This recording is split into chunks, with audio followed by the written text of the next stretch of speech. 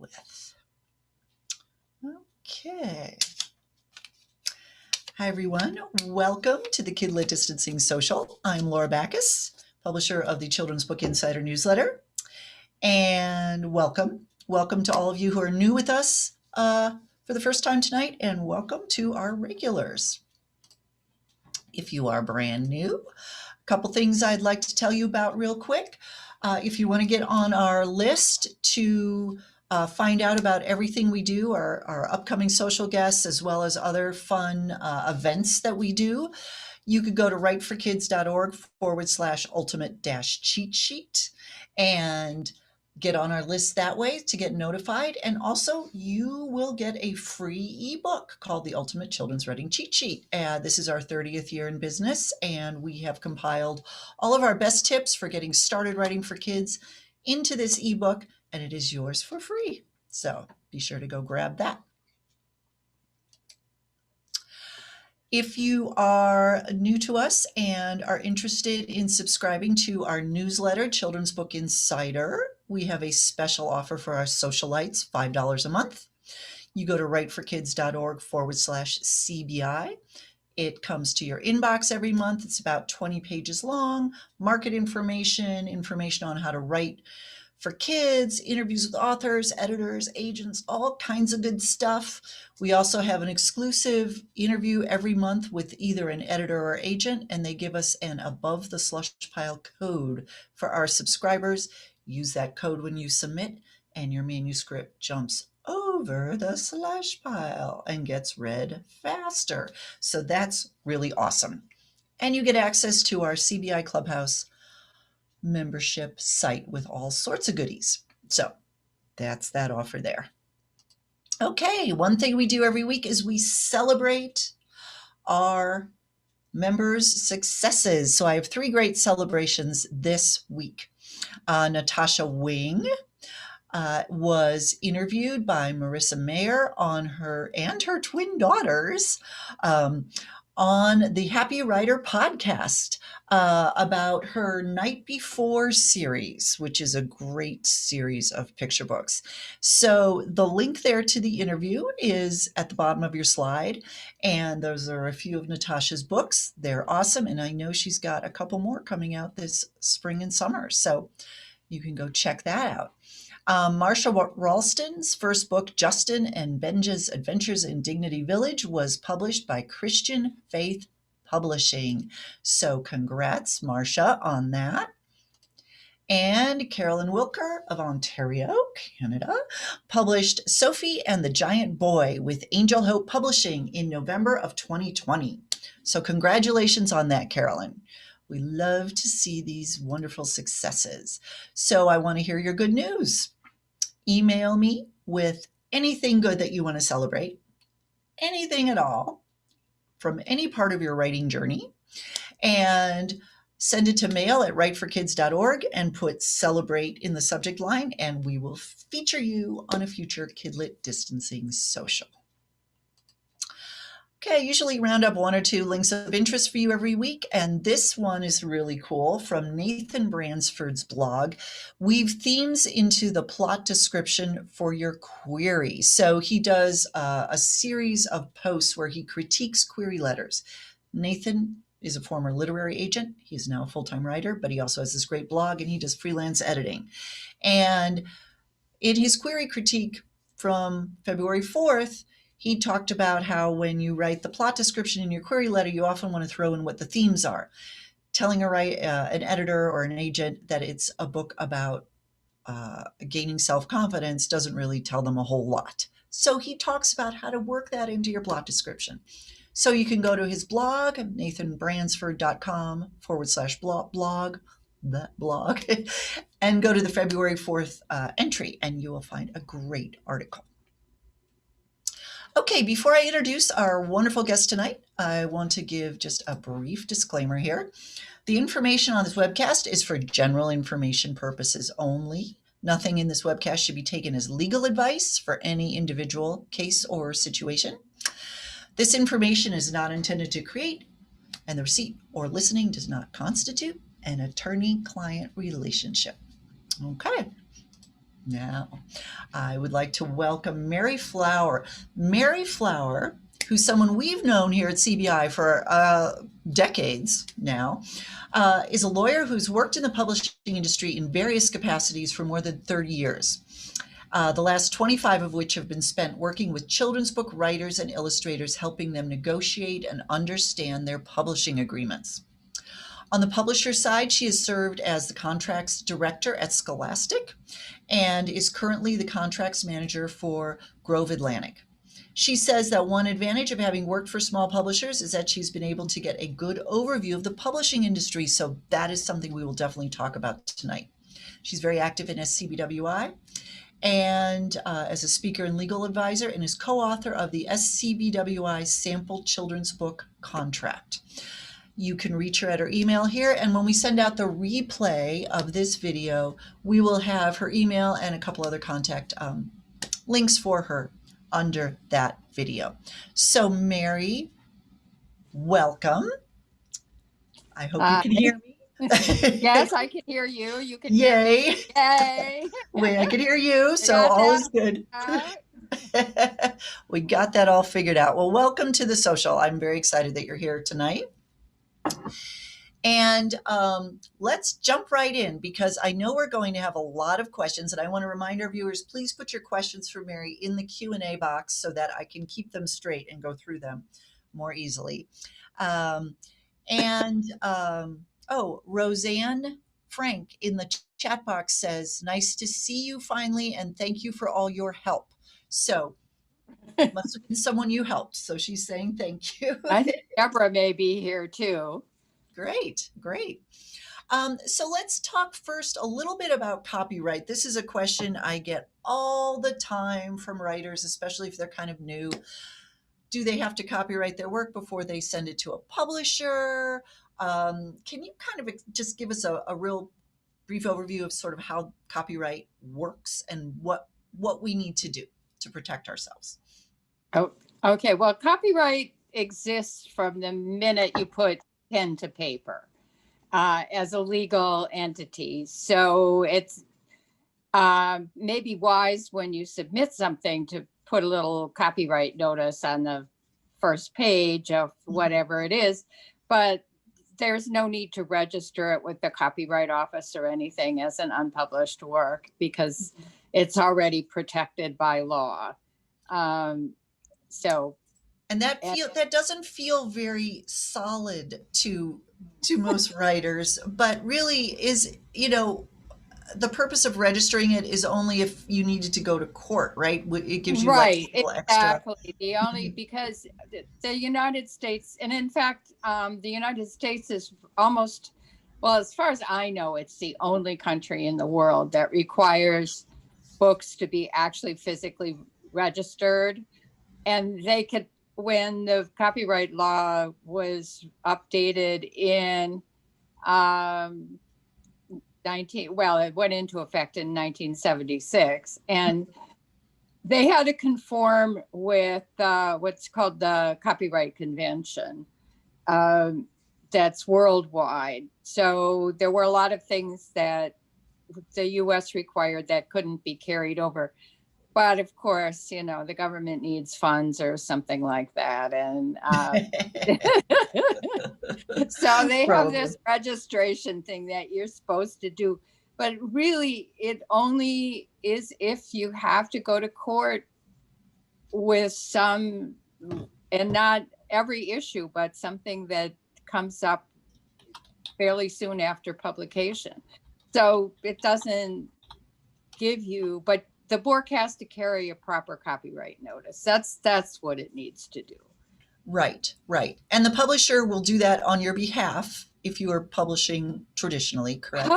If you're publishing traditionally, your contract should indicate that the publisher will register the copyright on your behalf. But if they don't, you can always do it yourself. Yeah.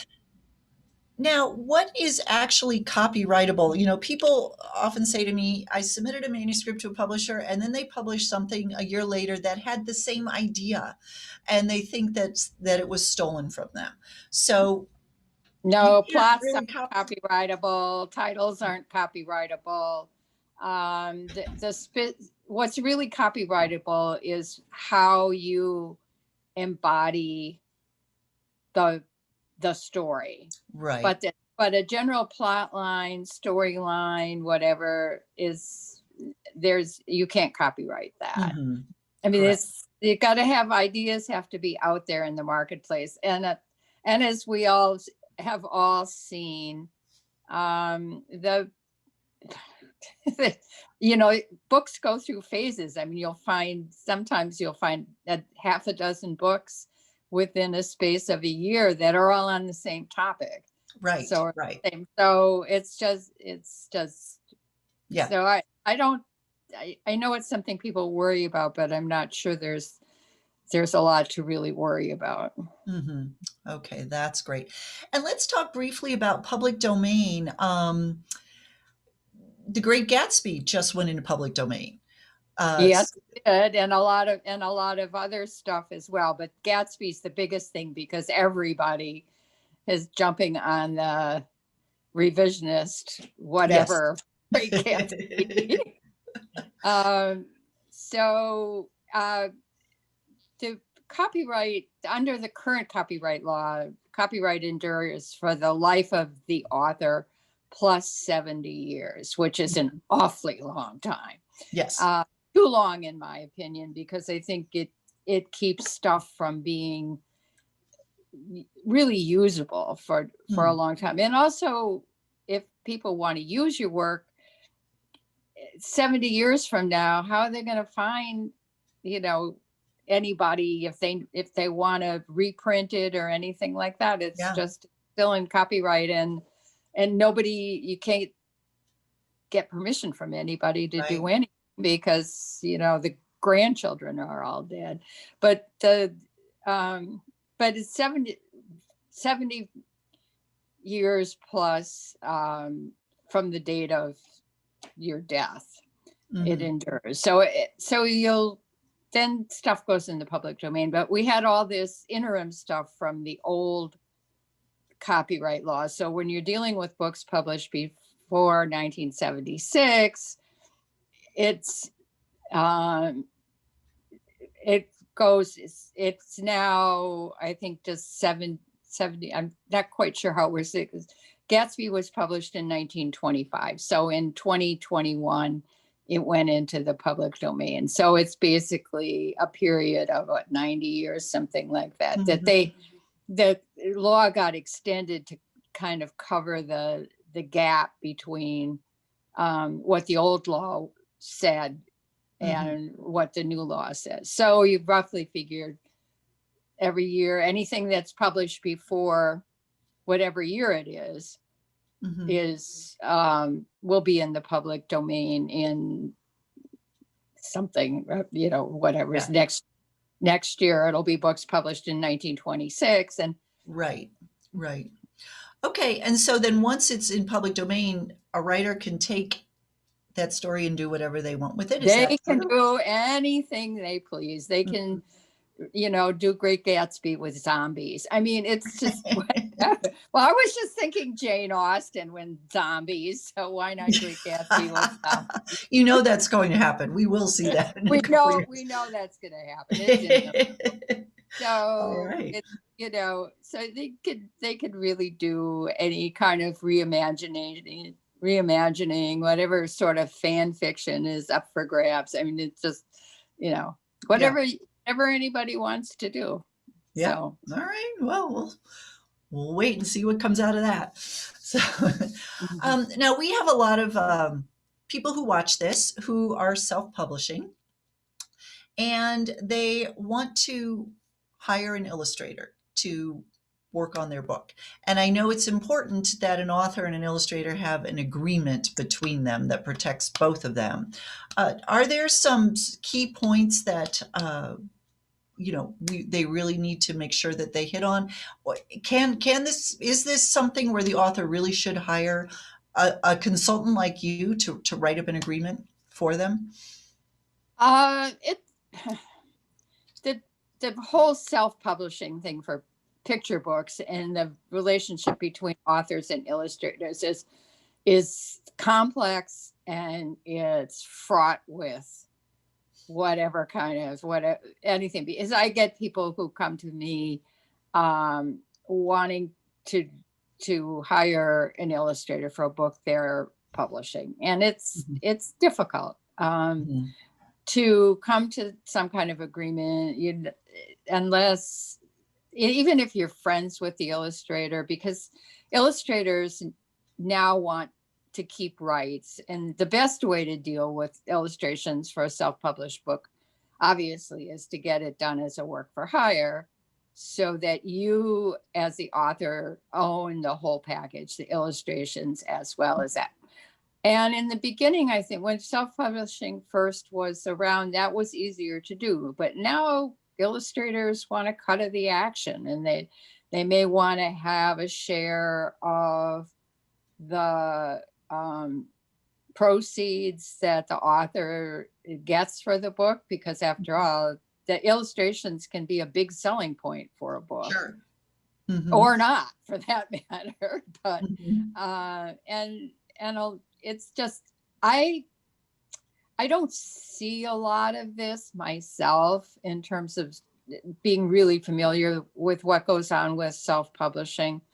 I see people come to me because they've had problems with the illustrators they've hired. That's the biggest thing I get. Authors, occasionally I will get an illustrator coming to me who's having a problem with the author, because the author, and mostly because the author isn't happy with the illustrations for one reason or another. And this is a real problem. And if you sell your picture book to Simon and Schuster, and they'll find the illustrator for you, and they're going to look to keep the illustrator and the author as far away from one another as they can, for just this reason, that it's difficult to, it's just difficult, because the illustrators sometimes don't know what they want. The authors don't know what they want.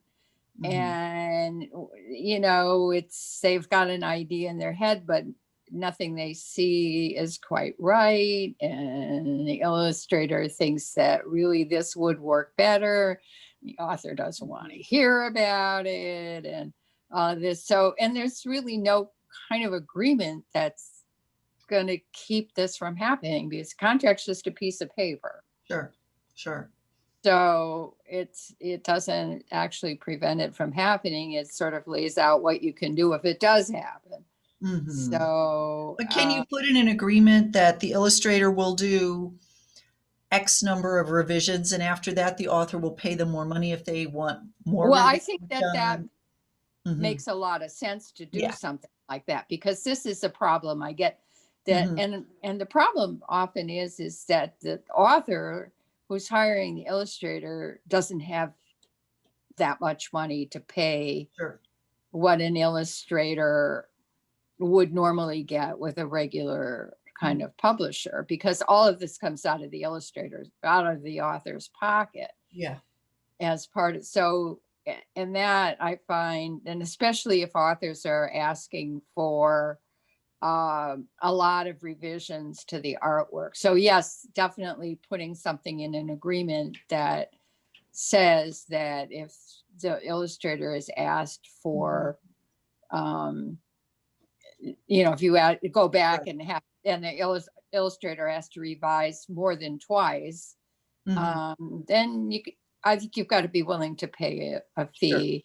And just personally be a little flexible, and make sure, when you go to hire an illustrator, which isn't a contractual issue, what I'm going to say is, see samples and see, is this really what you want for your work? Kind of check out, do some homework before you even go to the contract stage, because that may save you a lot of trouble.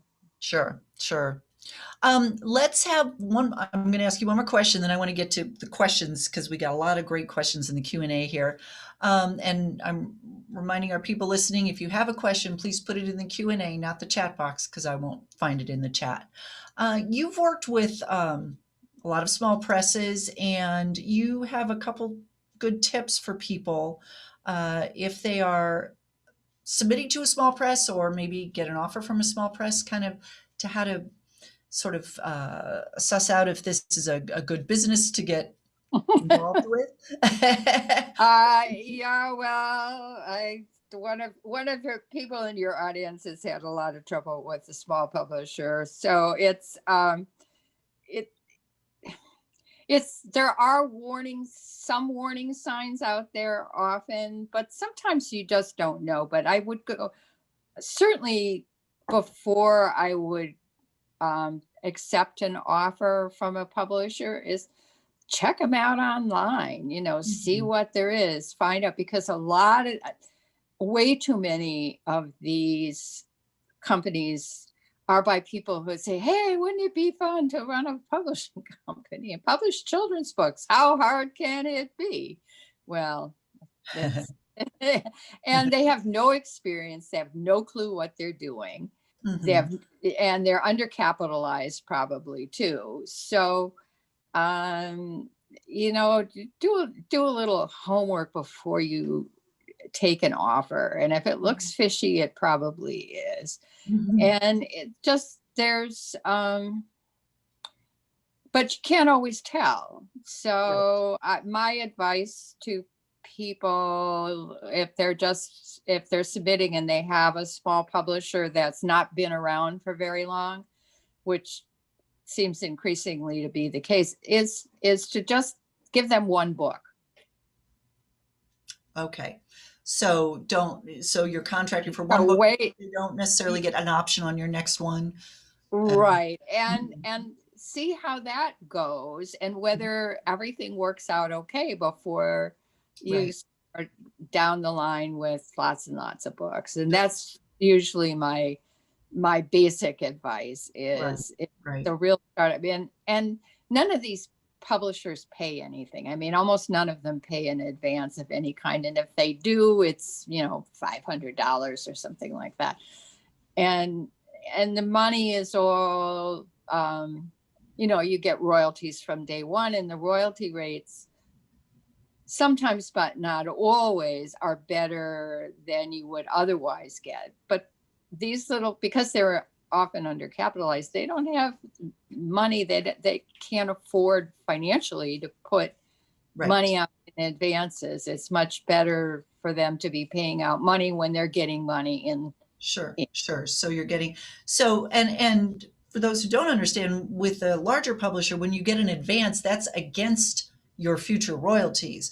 So it's Right. still in the long run, it's the same thing. It's just whether Yeah. you're getting part of it up front or you have to wait for your book to start selling. The way I describe an advance is it's a loan. The Right. publisher is giving you a loan again, and you're repaying the loan with the royalties that the book earns, Book and earns.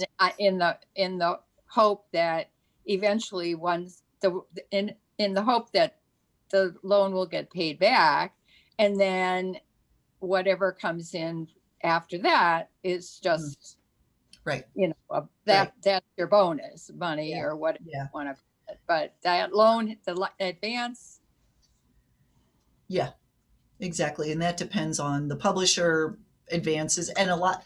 There's so many. I mean, we did have a question And in the there's chat so box many about, variables. There's so many yeah, variables with all of that. It used to be pretty much that advances were like what the book would earn in the first year or two. And that's still true to some extent, except that, you get sometimes these big auctions for right. something, but that's dangerous too. It's great for the author because the author gets all this money, but it's disaster for the publisher if the books don't do well, Sure. because they're out a lot of money. Yeah. It makes it hard also for authors and illustrators too, if they start asking for a lot of money, but illustrators are less problematic in that way. Only because they won't get hired unless they're already very successful, and their illustrations will help a book. Yeah. But an author, I've seen from the publishing company I work for, I've seen huge advances paid out on books, and not often, because it's this, mid-sized independent publishers, so they don't have deep pockets either. But that doesn't even come close to earning out, and that's hard. And that's for the people new here. The advance that Mary called a loan, the publisher is giving you, it's really, you don't have to pay it all back if your book doesn't actually earn that much in royalties. Right. It's that a risk the publisher's taking. They're not going to come after you. They're not going to come after you. So when a book gets a humongous advance, the publisher's taking that big financial risk.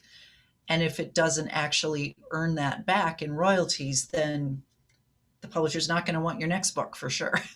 Yeah. That's often the case. If you're looking and your books don't really justify that size of an advance, you're not going to get it. Right. Can you give us just forget the question of what advances can people expect, because there's so many factors there. Kind of book, how much experience you have, who the publisher is, what the topic of the book is.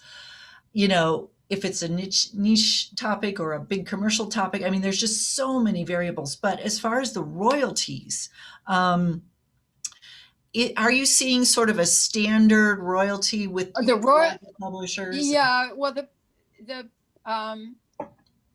small publisher royalties can be kind of all over the place. These little startup no advance ones, they generally pay on net rather than retail price. But the regular publishing companies, the bigger publishing companies, the big five or whatever they call it, they keep dwindling because they keep probably, yeah. I mean, it's now Penguin Random House, and then they've just now Simon and Schuster. Yeah.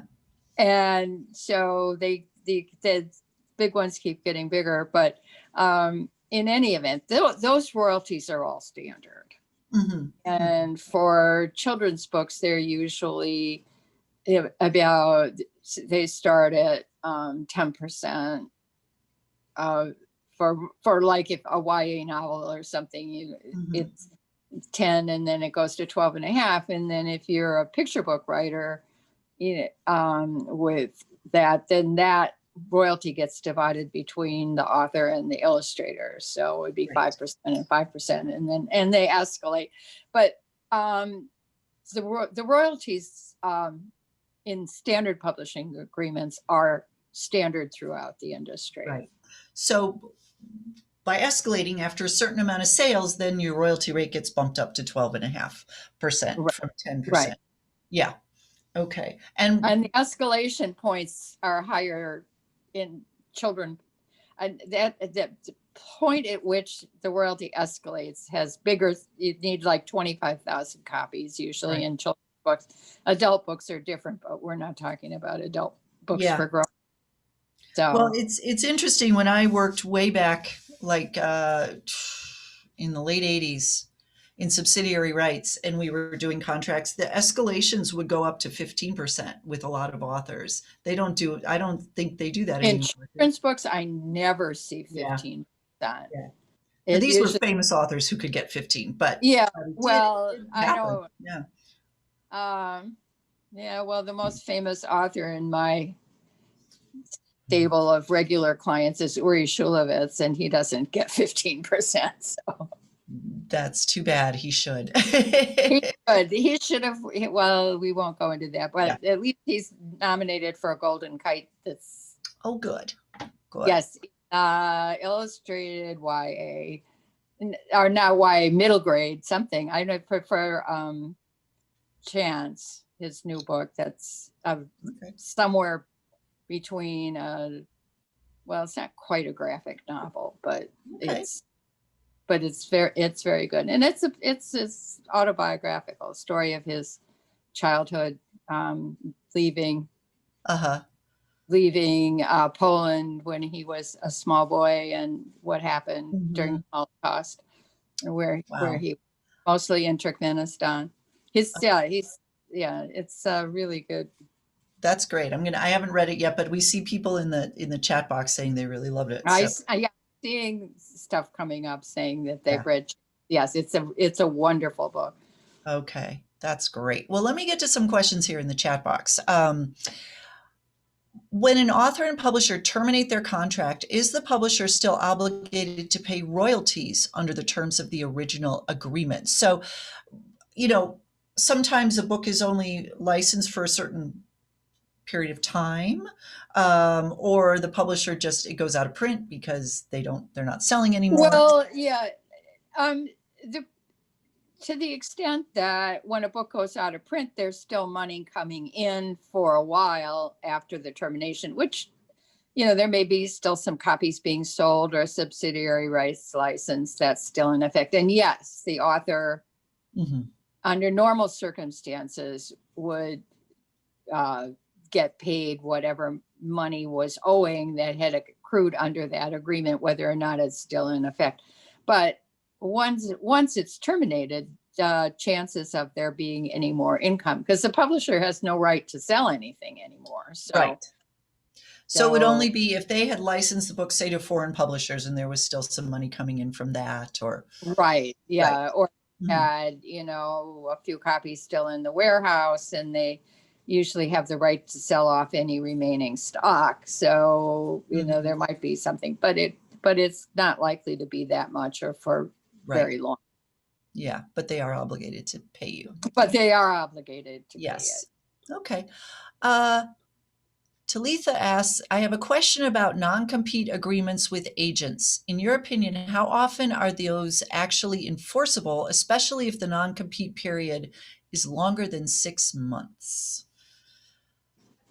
I'm not So, sure quite what the question is about non-compete um, and agency with agreement. agents. So, Talitha, if you could I mean, clarify that for us, maybe, are you saying that you had one agent and you want to switch agents, or there's always a period, usually of 6 months, that if an agent has something out on submission and an offer comes in 6 months, within 6 months after the agency agreement is terminated, that agent still remains the agent. That might be what she's asking about. Mhm. And that's really standard. It's one of the things I don't particularly like about agents agreements. But on the other hand, if the agent has got the book out, and wants, I it gets an offer for it, then they should be entitled. They're the ones that got the offer, so I can understand them wanting to stay the agent. Mhm. I have a problem. Sometimes agents want to they want to say that they would also have to be the agent for any books that were part of the option clause in a contract, Mhm. which I don't like at all. Mhm. And some agents, I'd like to say that most agents are reasonable, but Yeah.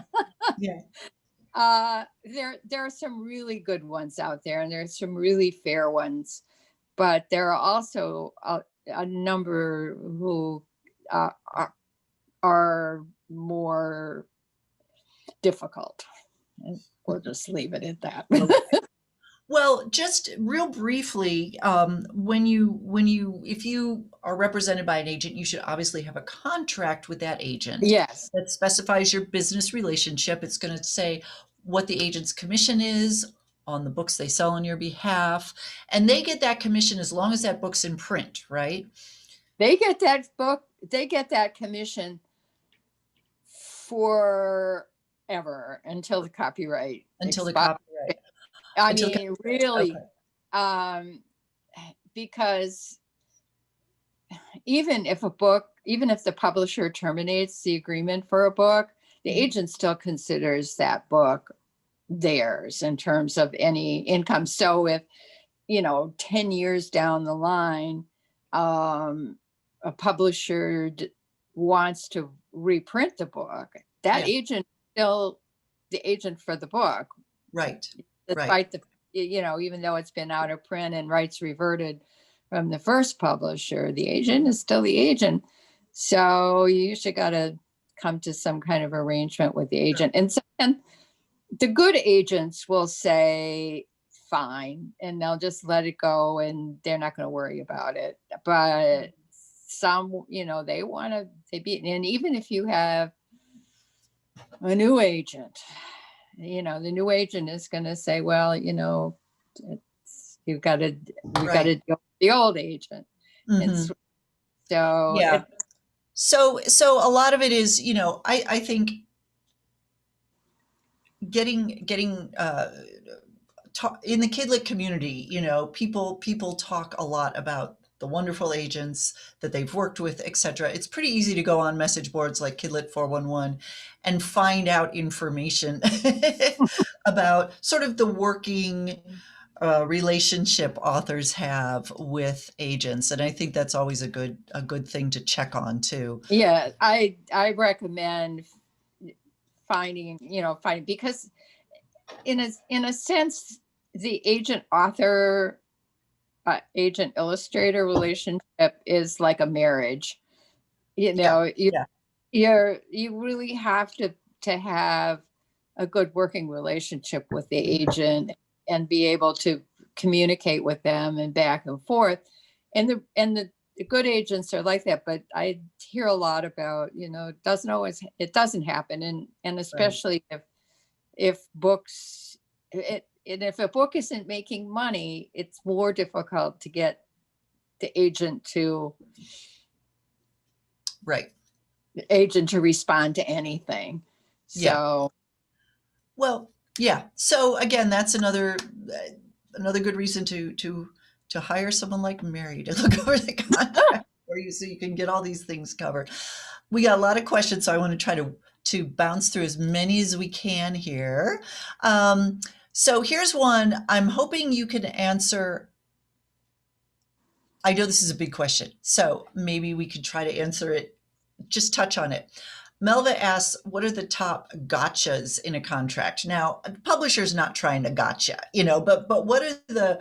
some of them are, but... So are there like 2 or 3 points in a publishing contract that you feel authors really need to understand that they often don't? I know it's a big, long agreement, so it's hard to boil it down to a couple important ones. Well, it's really hard to say. I'd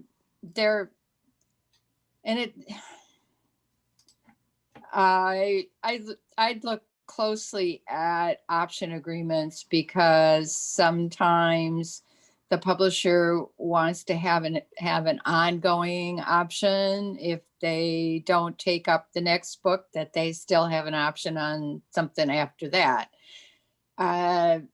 And so the option clause, just for people who don't understand, is the publisher gets the first look at your next manuscript. And sometimes they can hold on to that for quite a while if you don't put in the contract that they can only have a certain amount of time to look at it. Is that correct? Actually, you can usually get, if the option language doesn't have that in it already, you can get a time limit for them to look at it. Usually it's, well, the lowest you're ever going to see is 30 days. Usually it's 45, which seems a reasonable amount of time. And, you got to take into consideration that your book is not the only one sitting on the editor's desk. Right. So that option clause is something you look at. Option, I look at what kind of rights are covered for subsidiary rights and see what it is. So subsidiary And I rights know, are, yeah, oh, yeah, and there, and most publishers, if you don't have an agent, and even if you do have an agent, depends on the book. I mean, they'll want pretty much everything. And some stuff like film rights and stuff you can usually look to keep yourself. but Uh, but you have to make sure that you have a way of trying to sell those film rights. well, that's what Sometimes I tell authors people. I can't. said, Yeah. why bother trying to keep these Mhm. for yourself if you don't have a way? And the Authors Guild will tell you to keep them.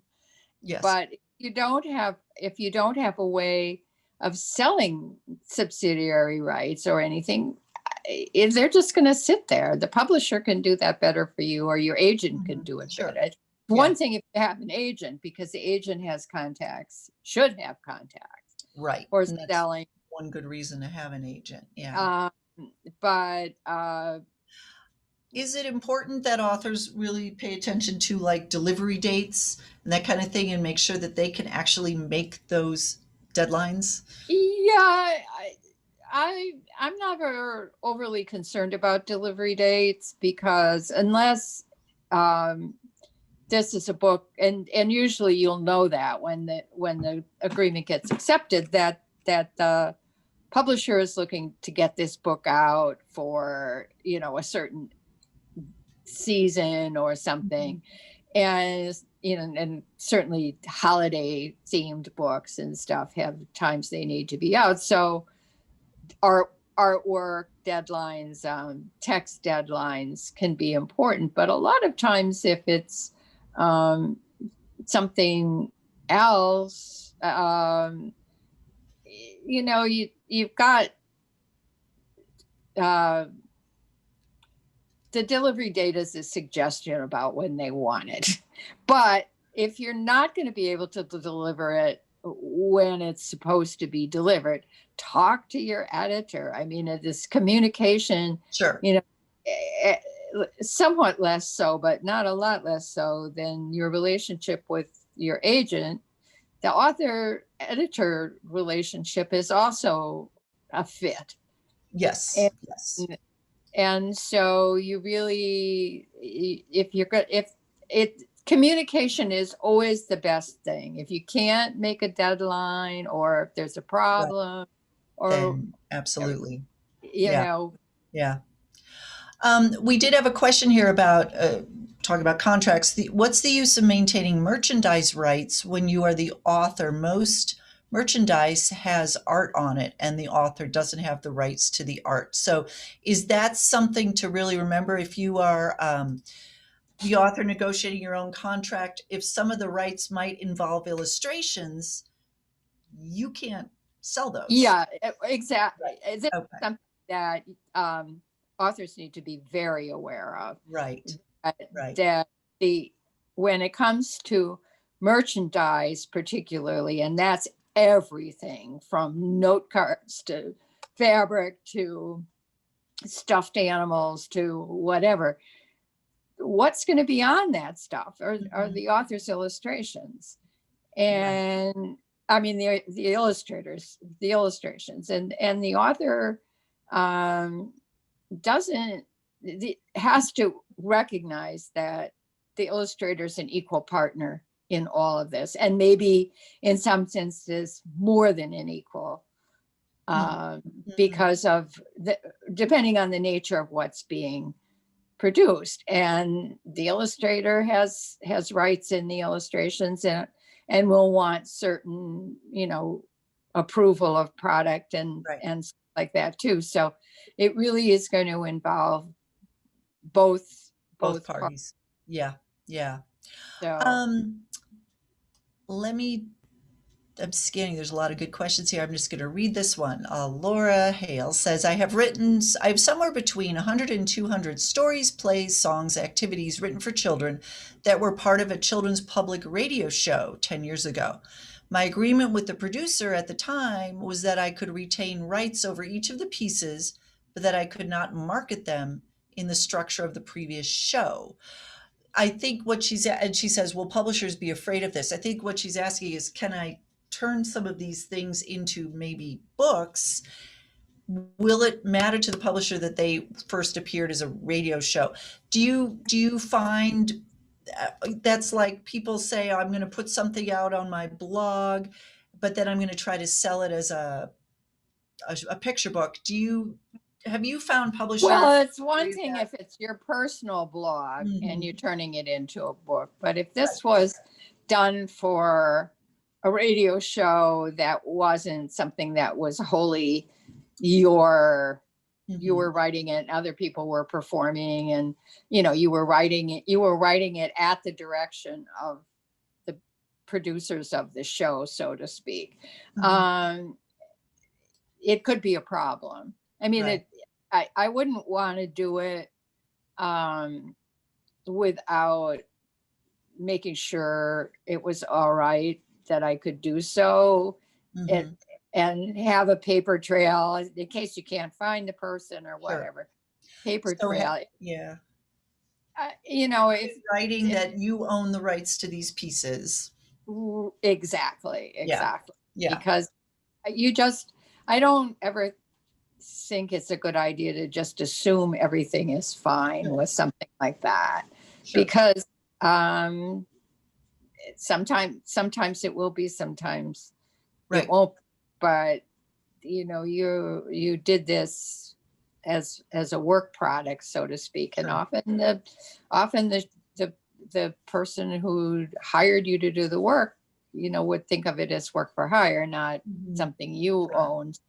And then I think publishers aren't going to want to get sued, so they're going to want stuff from you that you're warranting in the warranties and part of the agreement, that this is your own original work. And well, that is probably not the problem, but the problem is going to be that you own the right to sell this work to the publisher. And is it important when you then submit something like this, that you say to the publisher up front, this originally appeared as a radio play or whatever it was, I have the rights back, I've turned it into a story. Should you be upfront? Yeah, I would be. Submission? I think again, communication is always best. Yeah. I think in my own personal situation, I've had stuff published in magazines and then which bought all rights. And then at some point I asked for the rights back because they weren't doing anything with it. I got a letter saying they were reverting the rights to me so then I could submit it elsewhere. But I would always say this was originally published in a magazine because publishers, they don't want to find out after the fact, after they've published your book, oh, it actually existed elsewhere first. So it's good to be upfront. Okay. I'm laughing at Arlene's question. I'm not going to ask you to answer this. What would you consider fishy? That's a big answer. That's another whole session. This is a good question, Levon. I have a picture book that was published by a small publisher and I'm terribly unhappy with it. Is there a way for me to revise it and republish it myself? So I assume it's still under contract with this small publisher. Can an author ever somehow? He's going to need to get the rights back from the publisher that has it, and then do with it whatever he wants to. But so it would be a matter of asking for the rights. You'd need to terminate the agreement. Terminate the agreement that you already have. And that's probably not easy to do, I imagine, if the publisher is selling. It depends on the publisher, I would think. But if the book is out there and it's selling a few copies, it may be difficult, but it may not. I mean, I don't know if you can. It can be a negotiable. Okay, so it's not impossible, but that would be something you probably want to hire someone to help you with, I would think. I would think so, yeah. Okay. Is a contract agreement through email considered binding? we sent, there's services like Well, DocuSign that send the contracts through email and you do an e-signature. oh, those are all perfectly legal. Okay. That's how, I mean, uh, the publisher at Grove Atlantic where I worked was very opposed for a long time to doing e-signatures. And then he unfortunately was one of the first victims of COVID too, and ended up in the hospital. And we went, subsidiary rights manager and I both put a lot of pressure on to go to DocuSign. And that's what we do now. And it's fast, it's easy, it's all whatever. I mean, I wouldn't call an email correspondence a contract. That's not binding. But if you're getting it, because that's how everything's getting done these Right. days. Yes. I mean, how else? It's just too cumbersome to try to get original signatures on anything during the pandemic. So Go to the post office and have to copy it and send it. well, and at least and post wasn't always reliable anyway. And can't tell you how many times I've had to resend contracts because they didn't end up, Right. or we haven't gotten signed contracts back or Mhm. whatever, DocuSign or Adobe Sign, or there are probably a couple of other kind of sign formats out there, but most places use either DocuSign or Adobe Sign. And yeah, they're perfectly fine. It's all validated. You have a signature that becomes your own. And when you get the little signed contract, when you get the signed contract back, it's all in a little box with where your signature is that says, this signed, valid Adobe, valid Right. Yeah. DocuSign Yeah. signature. Okay, good. Well, that's good to know that those, I had heard those were valid and held up in court, but it's good to know that. Yeah, they do. And the companies, I mean, I've had people send me stuff via Adobe Sign a couple of times, but I know that, but I'm familiar with the DocuSign process, and it's all really well guarded. It is. It's great. Judy asked if a publisher sends you a contract, but you decide not to send it back, is it still valid or what happens to the offer? So I'm assuming, Judy, what you mean is you didn't like the contract terms and you changed your mind and decided not to go with this publisher. If you don't sign the contract, It's not valid until it's signed by both parties. both parties. Okay. But the polite thing to do is if you get it and you're not going to sign the agreement, you should tell them at least that you're not signing. Yeah. Which she I assume she did, but she just Yes, I know. still had this contract sitting there and wondered what happened. Okay. So let's see. Oh, interesting question here from Raymond. What kind of legal things should a self-published author do to ensure that their works are still available for sale and in print after their death? So is this something you have, that's something that needs to be taken up by your heirs. Mm-hmm. Because once you're dead, they can't even pay you anymore, because where are they going to send it? Care of Greenwood Cemetery? I mean, it's not. So that would be would you then in your will have to make one of your heirs? In your will, you make the heirs, that, and then they'll be in charge of making sure stuff stays in print or gets reverted or whatever. But there's no way that you could personally can set something up that says to the publisher that says, well, make sure my book stays in print after I die. Or if you're self-published. So the same way. Yeah, or self-published or whatever. I mean, but the same principle applies.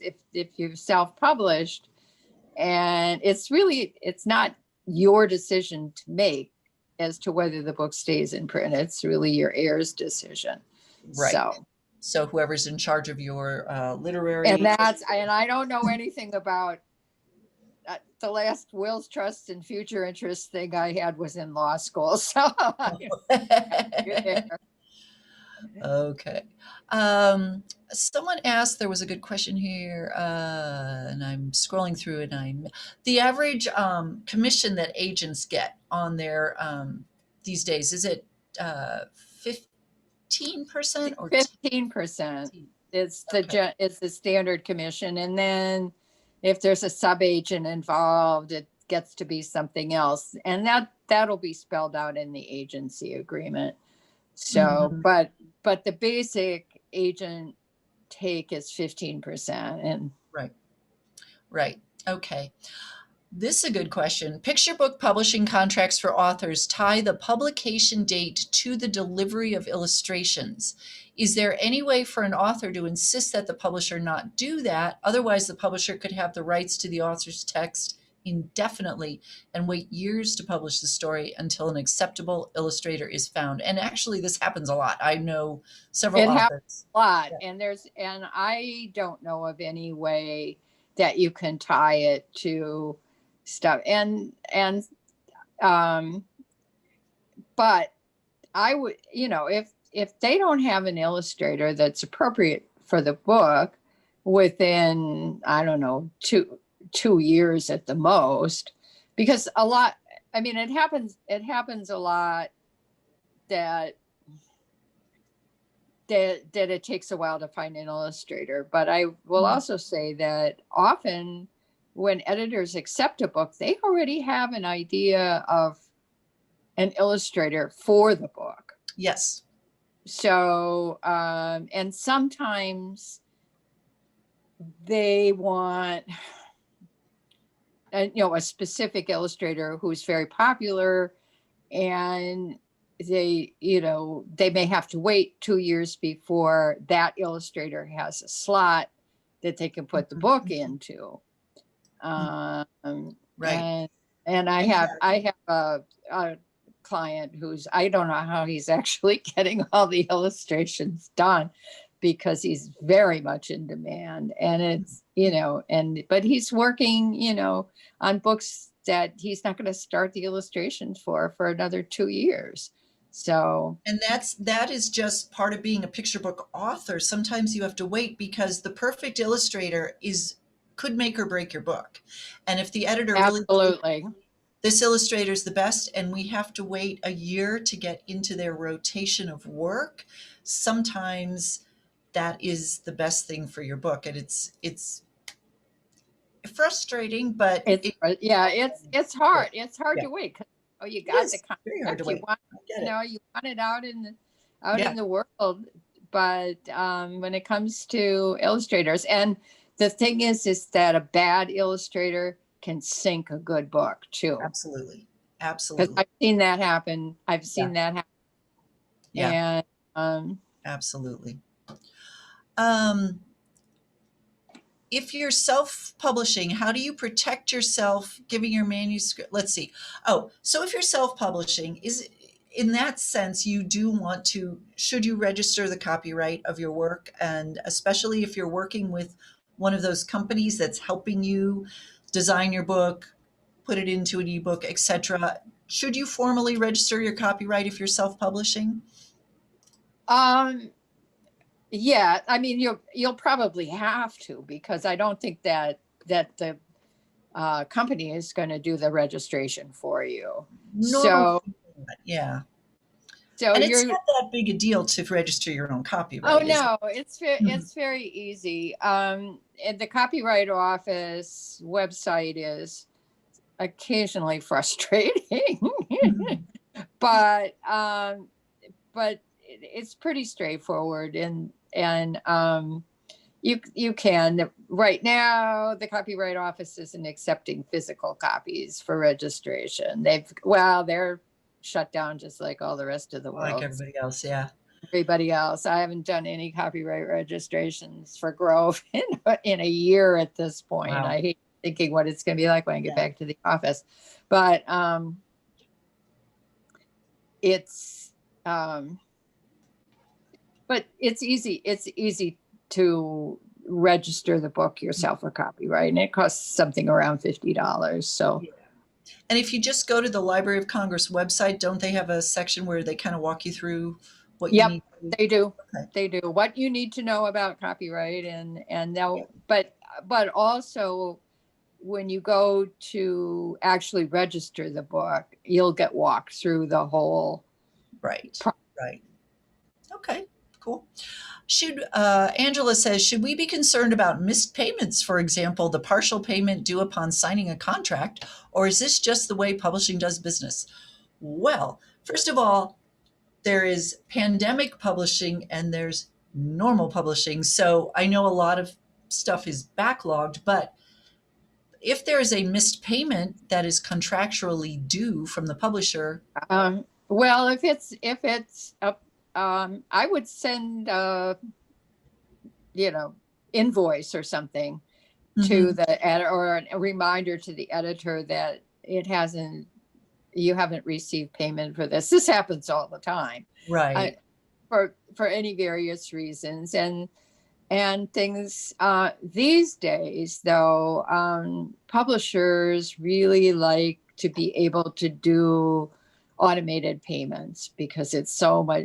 Pandemic has really pushed people to doing it so, and so that the money gets deposited directly in your bank account, and they'll right, ask, they'll send you a form and ask you, the publisher can walk you through the process, but it really these days is probably better than getting a check, but it depends on you. But it's just, I know that I've had several of my clients have books with Scholastic, and one of them wants a check all the time, and they keep saying, it would really be a lot easier. You'd get the money a right. lot faster if we could just do direct deposit, but he doesn't want it. So, All right. So send some sort of invoice or something saying you owe me, payment is due. yeah. And interestingly, foreign publishers um, are in the habit of actually invoicing when payments are due. Huh. We don't, American publishers don't tend to do it, but publishers in Europe routinely will, once the contract is signed, they'll follow up with an invoice for the on signing. And when the book's accepted, they'll send an invoice for that payment. Um, Okay. Well, that's good. All right. Um, okay. So this is a rather long question, but I think this is not uncommon. So I want to read this. I signed with a new agent at one literary company. Within a month, the president of that agency joined a larger agency. Then the same president left for another opportunity. The new agent was then fired from the larger agency. So lots of shuffling around here. Though I signed a contract when joining the larger agency, I never signed with the new agent. That's very confusing. Am I still considered a part of that company? What do I do if I don't want to good, be there? good question. So Th- yeah, this musical And chairs this happens a lot. is, Mhm. it's very, I have no answer for you because I think it's something that's got to get worked out. I mean, Yeah. if you haven't made a formal transfer with the agent to the new agency, because sometimes books don't go with the agent, they'll stay with the first agency, unless the agent takes his clients with him to the new agency. You might still be part of the old agency for, Right. and that I've seen that happen, and agents move all the time. It's just, Yeah. I can't keep it straight, and I look at, oh, what's this person was just at this agency the last time I dealt with them. Now they got their own agency, Yeah. and then they go from their own agency to different agency, and it's just, and it happens constantly, and it's just, I don't know how anybody can keep it straight. So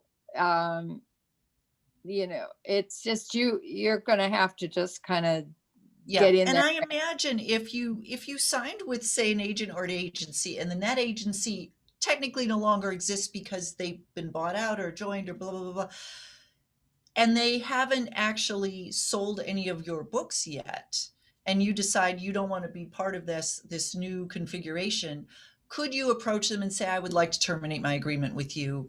I think that would be fairly easy to do. Yeah, that should be Mhm. easy to do. I mean, the Okay. problem is if you've got an agent and the agent has actually placed books for you, Right.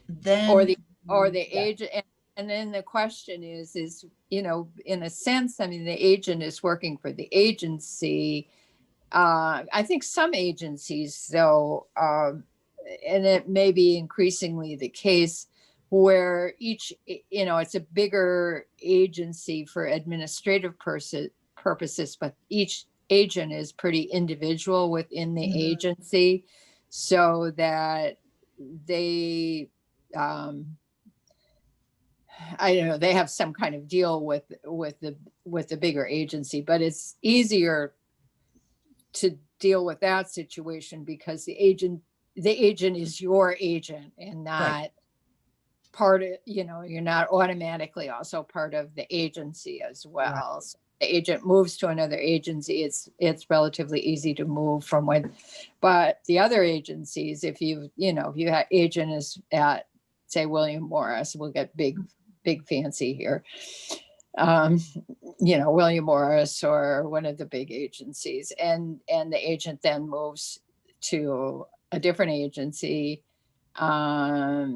That, you may not, you wouldn't necessarily automatically move because you're a William Morris client, A not a William Morris client. client, not, yes, exactly. So it kind of depends. But in any situation, if even if they have sold some books for you and you decide you don't want to work with this agency anymore, if you terminate the agreement, they'll still make money out of the books they sold, but Oh, you right. can find a new agent for your future books. Exactly. So that's Exactly. always a possibility. Okay. Yeah.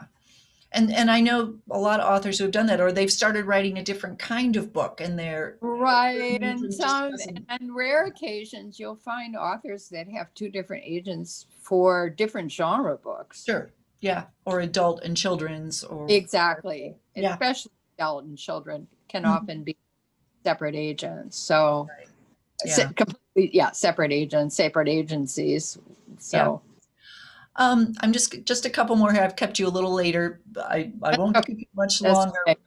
We have a lot of questions, which, a lot of these we can't get to tonight because they're very specific to your book, but I'm going to have Mary talk about how to work with her in just a moment. So if you want to contact her personally.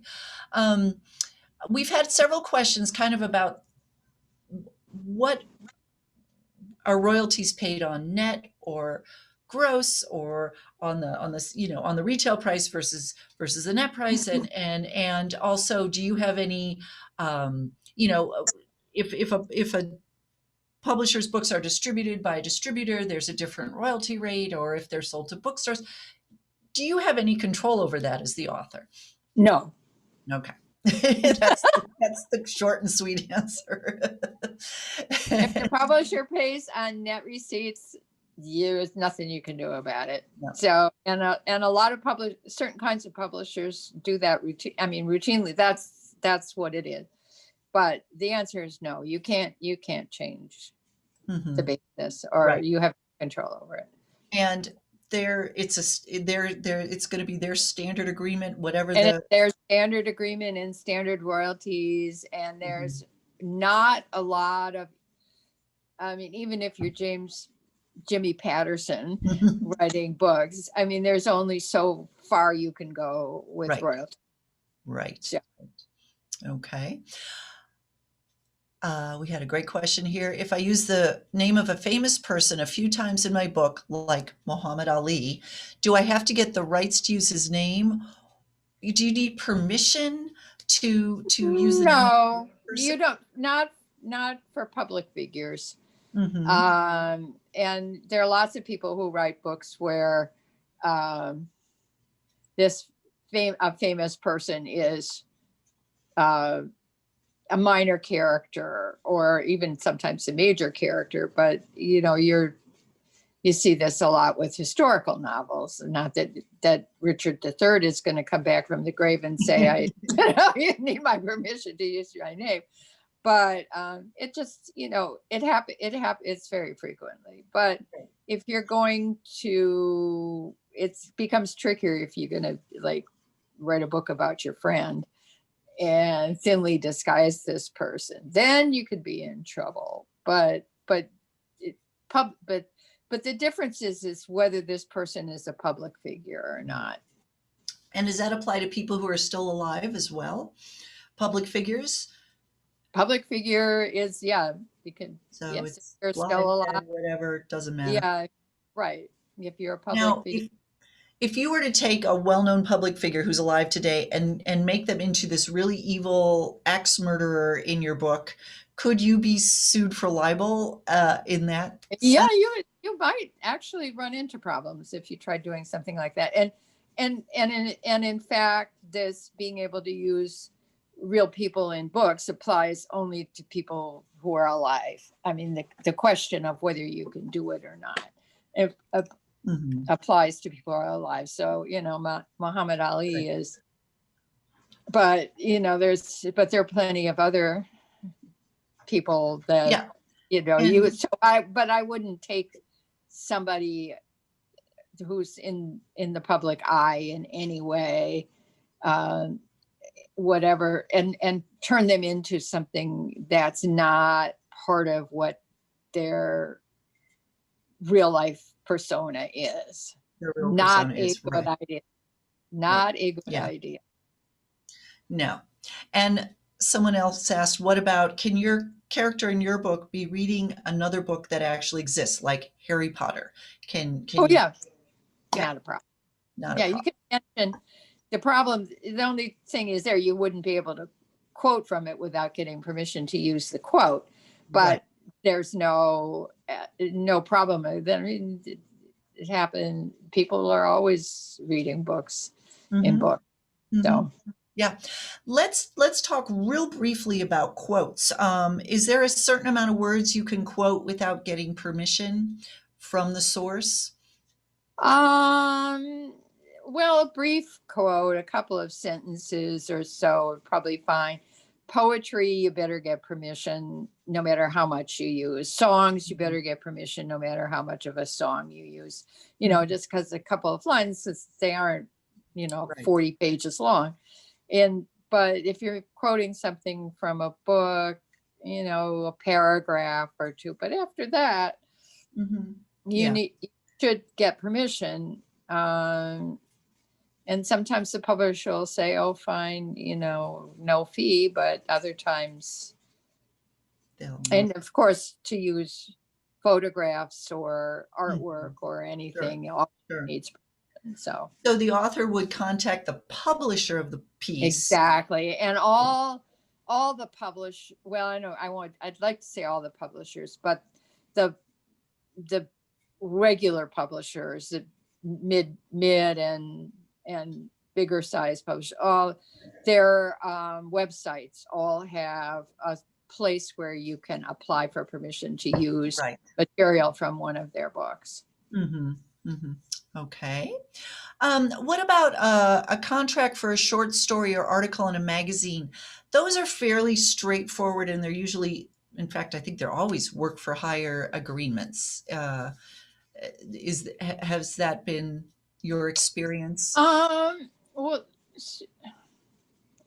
no, not really. I mean, the thing is that when the new law went into effect, it used to be that newspapers and magazines always owned outright those No, I stories. meant sorry, this was a separate question about does an author need help negotiating a contract for a short story or a magazine? Oh, probably not. Yeah, because they're going to be very straightforward, They're work for hire, standard. flat fee. And it might not be a work for hire, but which is why I was going where I was going, is that when the law changed, they're not supposed to be doing this as work for hire anymore. That they're supposed to allow the authors to have the copyright. So all these little magazines and stuff, you should really be able to own. Interesting. I did not realize. Own rights. Yeah, no, that changed when the copyright law changed. So it shouldn't be done as a work for hire. Wow. I wonder if the magazines know that. So, I mean, and you might be able to negotiate that. I don't, I can't say for every place, but generally this stuff doesn't fall under what can be considered by U.S. copyright law as work for hire, short Huh. stories and stuff. So, Wow. you Okay. know, Well, that's really interesting to know. So your average magazine contract these days for an article or whatever, it should not it say should work for hire on it. it should not say work for hire, Okay. But they might be paying you a flat. which doesn't isn't to Yeah. say that it doesn't say that, Right. but it shouldn't. Huh. It shouldn't. Writing short stories should not be really work for hire these days. That So just blew my mind. unless Okay. there's some exceptional circumstance. So. That's really good to know. Wow. Okay. And if All right. you want to know, and in terms of work for hire, the copyright office website, you Mhm. can get a definition that's in the copyright law of what constitutes work for hire. So you can go look it up. You could probably Google it too, and just, you'll come up though with the wording for the wording that's in the copyright law. Right. Right. Another real quick copyright question here, and then we're going to wrap up. I don't want to keep you too much longer, but Sonia says, I'm a photographer and copyright applies in a similar manner. I've heard, though, that without a registered copyright, if someone steals your work, you don't have the teeth to defend your rights in court. Does this apply in the publishing world as well? Are photographs and illustrations, should you be more quick to copyright your work on photographs and illustrations if it's out there? I don't know that people really do. Mhm. And if you've got the original artwork that you've done, I mean, and the copyright is inherent in the work as you create it. Right. So it's really a that matter of doesn't being able people to from prove. stealing it, Mhm. and you shouldn't, especially with artwork. I wouldn't think you would have to be registered in order to defend Sure. an infringement claim or what. Well, it is infringement, and the same thing with published works. I mean, you don't necessarily have to have it registered in order to bring in, an claim for infringement by somebody else of your work. So, Right. You just have to be able to prove somehow this is your original work. Exactly. Mhm. Exactly. Mhm. And And you could register for the copyright office and lie that it's your book that's too. true. No, That's true. it's not infallible. Yeah. But it's pretty, I mean, especially if you've got work on your computer that's dated on your computer of all the different revisions you did and you know, Yeah. that sort of thing. I always tell people to keep a paper trail. Mhm. And I mean, these days it's a computer trail usually or something like that. But it's always a good idea to have a record of stuff because you never know when it might be needed. Yeah. Maybe never, but that one time you need it, Yep. you better have it. Well, in a lot of like Google Docs or a lot of programs like that, if you write in that, it keeps an archive of all your revisions for you.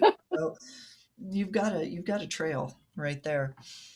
Well, we've got, a lot more questions that we're obviously not going to get to tonight, but I want you to tell us a little bit about how, if someone wanted to work with you or contact you for a consultation, how does that work and what can they expect? And, anything you want to tell us. Well, yeah. So people come to me from all different ways. A lot of it's just word of mouth. Sometimes SCBWI. It is getting to the end of the day. It's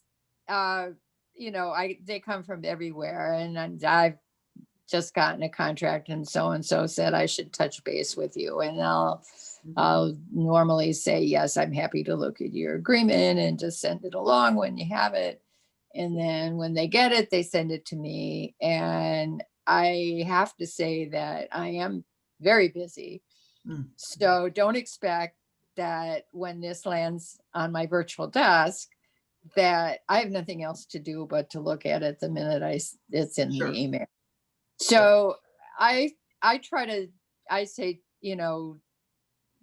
2 or 3 days, but sometimes it can be a week before I actually get to it. But once I get started on it, I stay on top of it. Mm-hmm. And so I'll review the agreement, and then I will send an email, paper trail, of what I see in the agreement that I feel can be changed, explain things that I suspect you don't understand, and whatever, and then come back to me with whatever, if you have more questions, and then the decision becomes the author or the illustrator's decision, whether they feel comfortable enough about dealing directly with the publisher on the changes in the agreement, or whether they want me to handle them.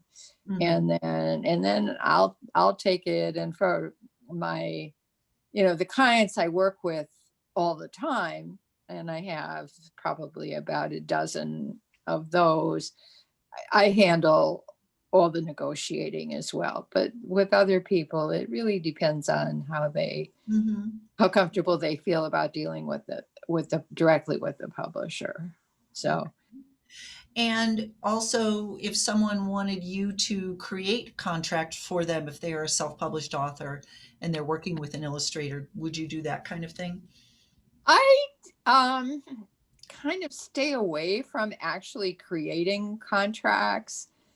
I mean, I'd be willing to work with a contract if you've got something already in hand, but frankly, I don't have the time to do it. Sure.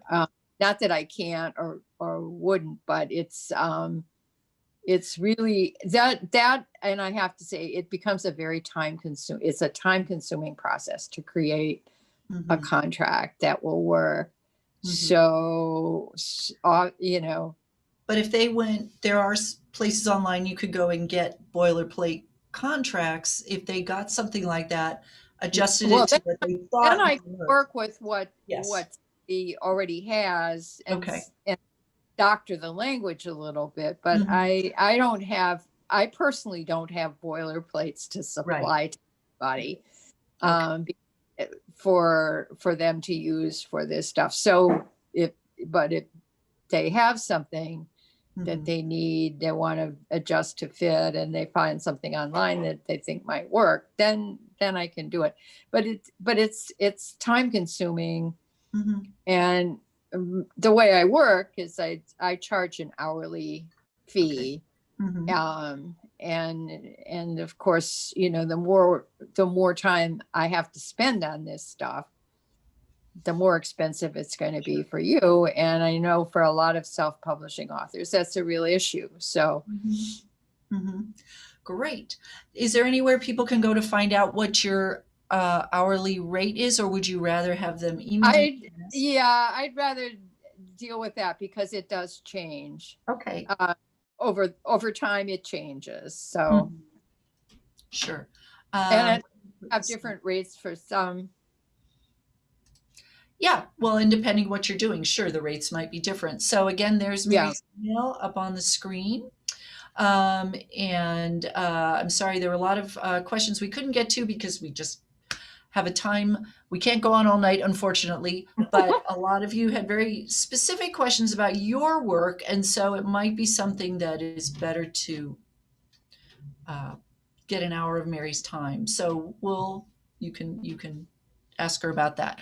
So thank you so much, Mary. This was great. We really picked your brain, and we could have gone on another hour, but Or 2 or on the 3, East I think. Coast, so yeah, it gets late. But I appreciate so much your time and your expertise tonight. Lots of people here in the chat box really, really appreciated every bit of information you gave us. So thanks so much for being here. Okay. Okay, and thank you all for being here. And remember, we're taking next week off. We will see you in 2 weeks for another Kidlit Distancing Social. So have a great 2 weeks, everybody. See ya.